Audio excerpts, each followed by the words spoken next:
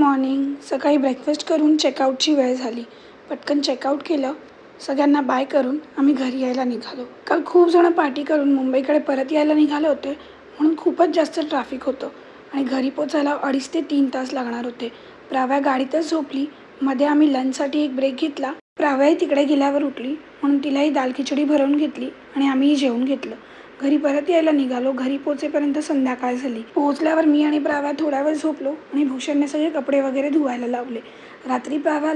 रात्री आमच्यासाठी जेवणामध्ये दाल राईस आणि बेसनचा पोळा केला आणि प्राव्याला भरडी बनवली. जेव्हा तिला भरवायला घेतलं तेव्हा तिला खूपच जास्त झोप आली होती, म्हणून कसं तरी तिला भरवलं आणि मग तिला झोपवायला घेतलं. त्याआधी तिला तिचे आयर्न ड्रॉप्स दिले आणि दमल्यामुळे ती लगेचच झोपली. ती झोपल्यावर आम्ही दोघांनी लेटेनचा नवीन एपिसोड बघितला आणि त्यानंतर गेले किचनमध्ये. किचन आवरायचं होतं आणि भांडी घासायची होती, ती घासायला घेतली. आय होप तुमच्या नवीन वर्षाची सुरुवात छान झाली असेल. पुन्हा भेटूच उद्याच्या व्लॉगमध्ये.